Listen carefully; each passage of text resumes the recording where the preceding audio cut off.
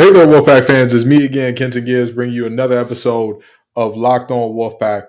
And folks, I'm I'm gonna say it like this. I was gonna record immediately after the game, but I don't like doing that because I know I have a tendency to get a little bit excited, get a little bit angry, all that good stuff. So um I haven't watched the game again after the first time I saw it, but we've got to talk about the 24-9 loss that happened up in the Carrier Dome.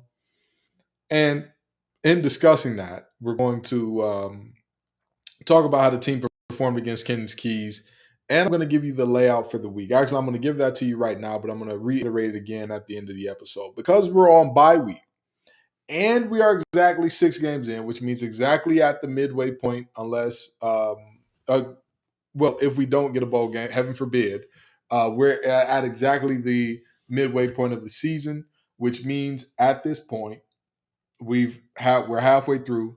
So today I'm going to be reviewing the game, how the team performed against Kenton's Keys, all that good stuff. Tomorrow through Thursday, it is going to be all grades.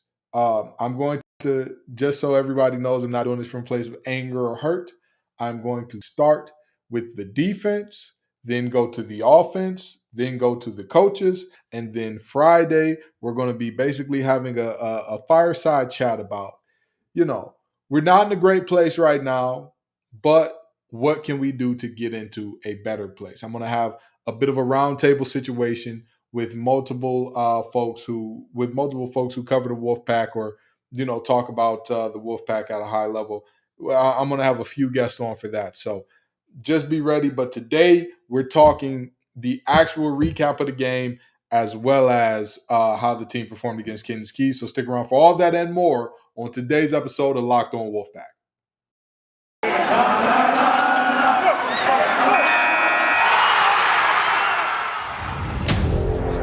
You are Locked On Wolfpack, your daily podcast on the NC State Wolfpack. Part of the Locked On Podcast Network, your team every day.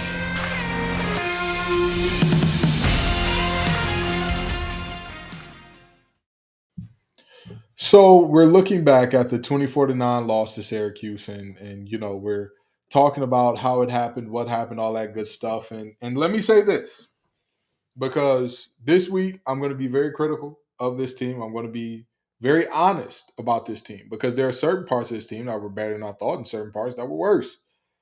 But with that being said, this second loss of the season comes in similar fashion to the first, right? You got 2 road losses against ranked teams both games were 1-possession games in the fourth quarter. I'm not saying that you're happy with consolation prize with, well, we were close, because this was supposed to be the year. This was supposed to be the year where all the things happened, but they just didn't. They just didn't. And it's not materializing in that way. Devin Leary's down for the season, which again is another part of what I'm going to talk about Friday in terms of this team is at a crossroads, and there's 2 ways that this thing can go. Because the news that Devin Leary is out for the season broke, I want to say Saturday morning. And it's just, you really hate to see that. You really hate to see that for a plethora of reasons. But with that being said, this we're this team is not as bad as folks are making them out to be right now. And I again, I'm going to talk about what this game was, but I really need people to realize you never want to lose a game in a year where you're supposed to be competing for conference championships and dark horse, all that good stuff. You never want to lose a game in that situation. When you're bringing back a loaded roster, offense or defensively, when you're bringing back an extremely senior-laden defense, when you're bringing back the ACC Player of the Year, you never want to lose a game. But with all things, context does matter and weigh heavy, right? And we've got to take into consideration the context that we saw here. Now, this game I think was won and lost through some pretty simple things that happened. We did not effectively stop the run from either Tucker or Schrader. Both of them, I don't know what it is about our defense that seems to be like we have such a problem stopping quarterback runs. But let's be honest. Let's be honest. The defense wasn't the problem here. The defense, outside of their ability to stop the run and Gadsden the second, the defense was just fine. Created takeaways, put us in position to win. We just did not get. I'll tell you this much, right? Because there are certain people who do feel like the defense is the problem. Our offense only scored 9 points, not a single touchdown. In putting that in context, okay, I'm not going to talk about the amount of points that our offense scored. I'll talk about the amount of points Syracuse's offense scored. Syracuse scored 24 points in this game. This is why I'm saying our defense did a good job. They bent, but they did not break. Of the 8 teams to play ACC ball this weekend, us and Syracuse were 2 of them. There were 6 other teams playing ACC ball this weekend. Only 2 of them get beat by 24 points. I want you to sit with that for a second. Only 2 of the 6 teams in the ACC lose while putting up the amount of points that they put up, and Syracuse puts up 24. Both Clemson and Florida State put up over 24. North Carolina and Duke put up over 24. Virginia Tech and Miami would be the only ones that didn't. That's it. That's it. So I'm telling you, in the new world of football that we're looking at, the football now is designed so that the Southeast Directional School for the Differently Able could be able to go out and put up at least 10 to 17 points on Alabama. That may be a little bit of hyperbole, but you get my point. The game is designed for high scoring, high flying, up tempo, all that good stuff. That's what this new game is designed for. And so, if you're only allowing 24 points throughout an entire game, with the way the college is now, the defense has done its job. The defense has done its job, and our offense, I don't know what it is. I don't know what it is about these big games that make us the most conservative team in the world. I don't. I truly don't. I don't get it. It is infuriating to no end. Like, to no end. It's not a joke. It's not we got 4th and 2 or 3 on we're going into we're at our 4th and goal, basically. I'm sorry, not 4th and 2 or 3. 4th and goal from the 2 or 3 yard line, and we don't go for it. And I know some people would think, take the points there. You just need the points. Take the points. Take the points. The reality is, in a situation like that, you don't know when you're going to get back down there. You don't know. Syracuse drove down on their opening drive, and they looked like a team that had been preparing all week because they knew exactly where to go, exactly the place to hit, exactly what they needed to make something shake, to get into a really, really great position to score. And that was when Gadsden opened up the game. Gadsden, the second, opened up the game with a big play. And so, from that point, you say to yourself, okay, this could be a long game. We get the ball back. We force a 3 and out on their next drive. We get the ball back. We drive it down, and we get to their 3-yard line. We get to their 3-yard line, and we kick a field goal.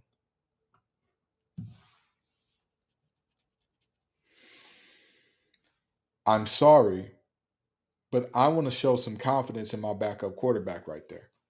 I want to show some confidence in my offensive line right there. I want to say to myself, I trust y'all to be able to do what you need to do. I trust y'all in order to be able to get a yard, get 2 yards when we need it the most. Get 3 yards when we need it the most. And yes, it has. We looked like we struggled a lot against Syracuse in that situation. But what better time? What better moment to say, you know what? If they drive 98 yards, they drive 98 yards. I'll live with that. I'll live with that. If you can drive 98 yards on this defense, hey, you deserve it. You deserve it. You can drive 97 yards on this defense, you deserve it. But what I want to do is show my team we're letting it all hang out. We want this win. We don't want to be in the ball game. We want this win because being in a ball game isn't enough anymore. We've raised the bar as a team, as a unit, which Dorn should be proud of. The bar is now above, like, oh, we were there every week. We were right there. We were on the wrong side of this one, but we were right there. The bar is higher than that. So, with the bar being higher than that, we need to go ahead and go for it. We need to go ahead and let it hang. Just, hey, we got to do what we got to do. We got to do what we got to do.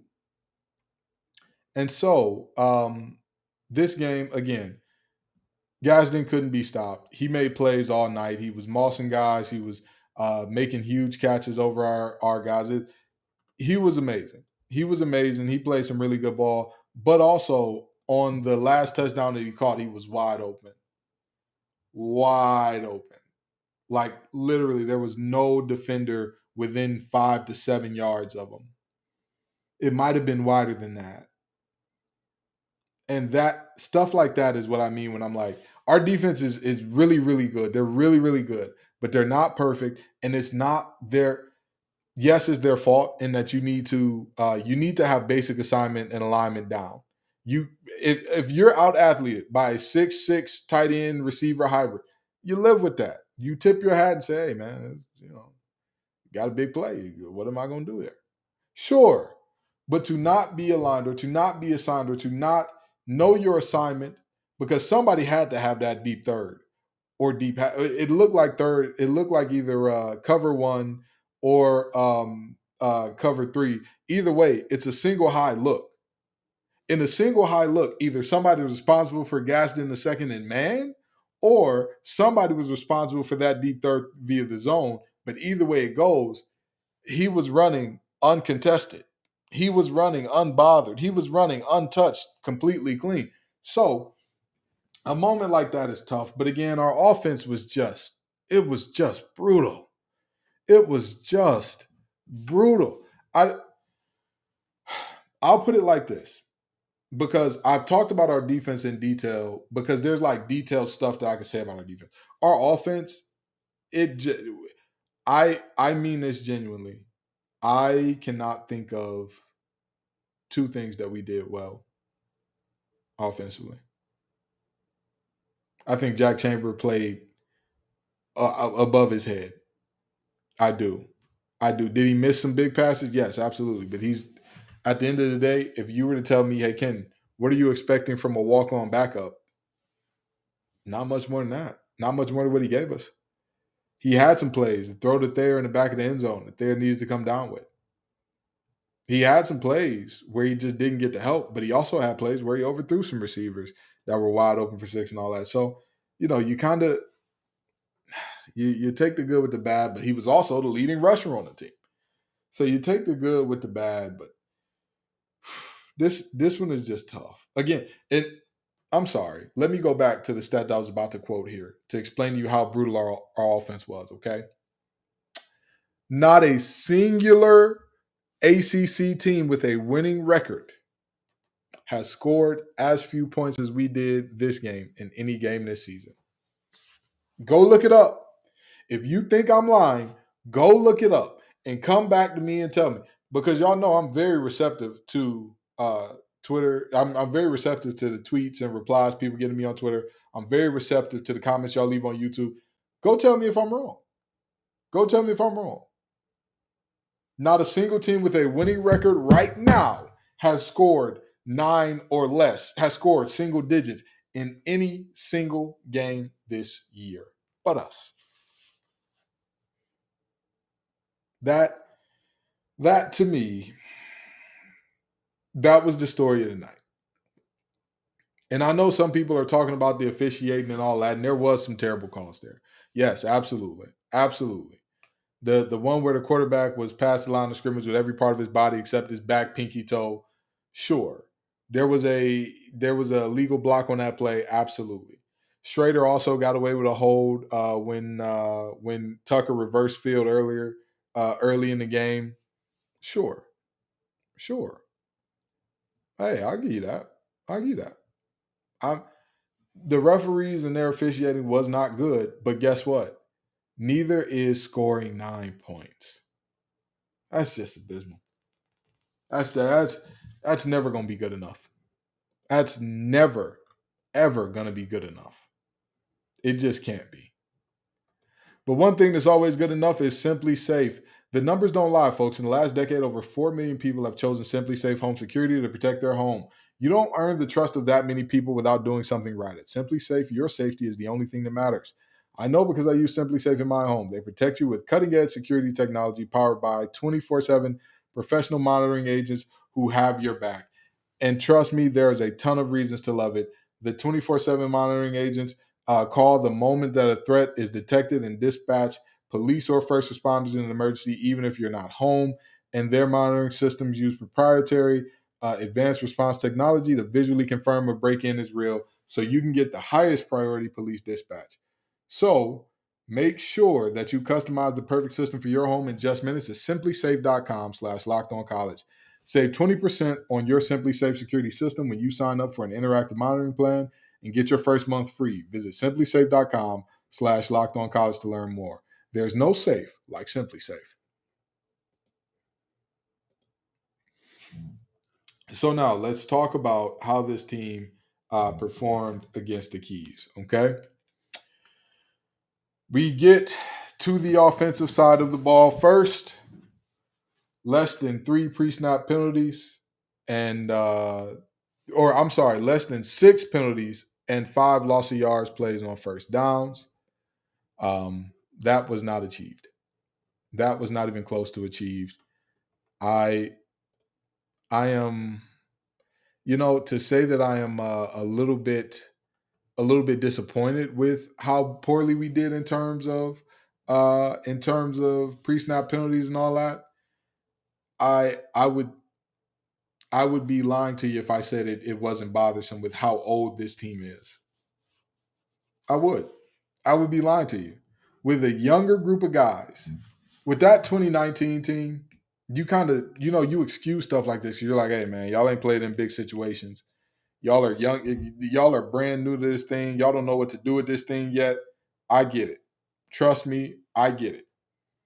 This team and all the things that we've seen, this team and all the messed up snaps and all the snap and frac, it's infuriating and it's mind boggling because, again, this is an older team. This is a team that is supposed to be primed and ready to be in the championship chase, to be in the championship conversation. Well, how do you what does what do these things look like on a championship team? The little things like this, not having false starts, not having snap infractions, not having illegal forward motion, that looks like day one stuff. That looks like basic. You wake up and that should be a roll out of bed and I know how to do this type of stuff. But we did not get that done. QBR 55 plus. Surprisingly enough, Jack Chambers beat that. Surprisingly enough, Jack Chambers beat it. You would not have guessed it by how conservative we were at the play call and how close to the vest we were. But again, QBR does include what you do running the ball as well, which definitely makes sense considering Jack Chambers was our leading rusher on the night with 58 rushing yards. So, yeah, we got that one. No more than three and outs. We had four. Again, this is when I tell people it's not the defense's fault, despite some of the things that occurred that weren't great on the defense. The reality is this: a team can only any unit, offense, defense, specialty, don't matter. They can only do so much and be good for so long when you keep sending them out, keep sending them out, keep sending them out, keep sending them out. Was that first drive terrible and was there no excuse for fatigue or all that good stuff? Absolutely. Absolutely. It doesn't matter that team is coming off a bye week. You still need to be able to defend. You still need to be ready to defend. You still need to know, okay, what have we struggled with so far this year? And you have to know that they're going to go after the things that you've struggled with so far this year. You have to know that that's going to happen. You have to know that. So when that happens, you have to be prepared. You have to be ready to go ahead and get a stop. coming out the gate against a team that you know has been game planning against you for a week. But we had too many 3-and-outs offensively, kept that defense out there too long, kept that defense out there entirely too long. It's again, it's a very, very simple equation here. Despite us having more time of possession and all that good stuff, the reality is we accrued 2 turnovers to push that, and we still didn't generate any points out of all of that time of possession. So, you know, there's that. Now, defensively, we did not hold their rushing game to 4 yards per carry. They actually averaged 6. So, yeah, 30 carries for 179 yards, approximately 6 yards per carry. Again, not good enough. Huge plays abound from Tucker's 38-yarder to the one he cut back. I want to say it was a 25-yarder where he exact same play that happened earlier in the game, exact same play that happened last year. A zone to the right, the backside over pursues, and this is what happens. This is what happens. And yes, this is on the defender, but this is also partially on the offense because when a player feels like we got to make something happen, we got to do anything, you start pressing, you start playing outside the scheme, you start playing outside yourself. And the minute that that happens, I talked about it in the pregame show, I'll say it again right now. When you get out of your gap, the ball will find it, especially with a back that's going to be playing on Sundays. Especially with a back like Tucker. Every time you get out of your gap, that ball is going to find it. Less than 10 missed tackles, so we failed there. No more than 3 plays of 20-plus yards. They had 5 chunk plays of 20-plus. 5 of them. Gaston generated, I want to say 2 or 3 of them by itself.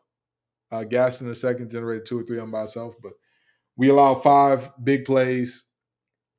Can't have it. Can't have it. You know what I mean? Like, it's at the end of the day, when they made this team nickel and dime them down the field, Garrett threw interceptions. That's what you got to do. That's what you got to do. You make them nickel and dime. Keep everything in front of you. Make them nickel and dime you. Make them show up again and again and again, and they're gonna fold. But we weren't able to do that. So less than 10 missed tackles. Yeah. Despite the fact that we were out of alignment or that we didn't understand our assignment at times and we, over pursued and that we had guys running free and open, all that good stuff, the guys did what they were supposed to do in terms of tackling this week. I did not count 10 missed tackles on tape this week. 7+ first down plays of 3 or less yards. This includes passes and all that, which I knew this was going to be kind of a gimme because of that. But yeah, they were able to do that. Again, to me, I think that the role or what is the word I'm looking for? The recipe was simple. Make it really hard on Tucker and company to run the ball. Make Schrader beat you with his arm, and you'll be all right. And we didn't do that. We did not do that. And normally I say, well, maybe there was one big run that was an outlier. Even if you take away Tucker's largest run of the night, which was 38, he still had another run for 20+. Once you get to taking away 2, 3, 4 runs, I don't know. You're not exactly square biz there. So the team went 3 of 7 against the Keys. But again, one of those keys was a gimme at the end there, the 7+ plays of first down. So, under normal circumstances, it'd be 2 of 6. But honestly, that last key kept them in this game. Keeping Syracuse off schedule at times kept us in this game. It really did. It really, really did. So the team went 3 of 7 against the Keys. And again, offensively, it wasn't good enough. The performance simply was not good enough. And so, this team is at a crossroads. This team is at a crossroads, and we'll see how they go forth going forward. I wouldn't place any bets on whether or not they go the right way or the wrong way here. It's just too much in the air. But if you're a bettor, go to betonline.net. It is your number one source for all your football sports betting info this season.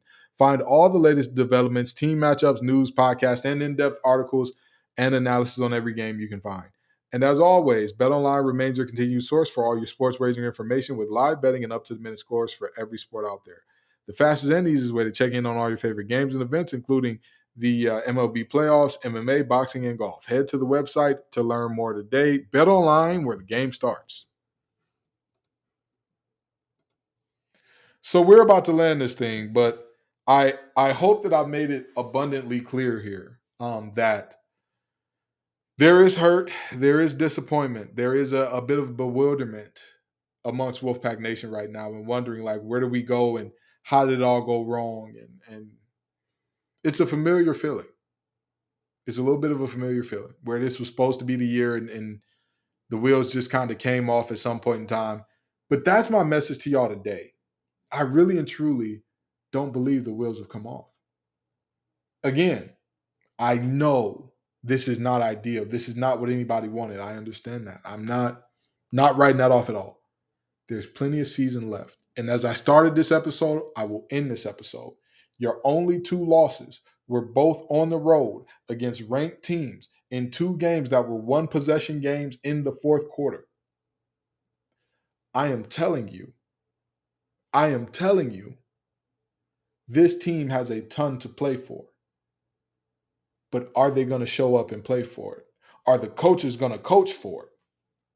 Because honestly, that to me is a thing that we need to discuss, which we will be this week. Again, this week we'll be talking about midseason grades for the defense, the offense, and the coaches in that order. And then we'll be talking about the crossroads that this team is at, talking about the Devin Leary injury and all the things along those lines. Thank y'all so very much for coming out, Wolfpack Nation.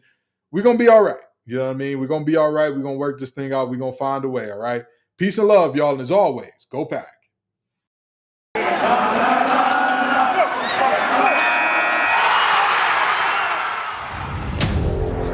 You are Locked On Wolfpack, your daily podcast on the NC State Wolfpack. Part of the Locked On Podcast Network, your team every day.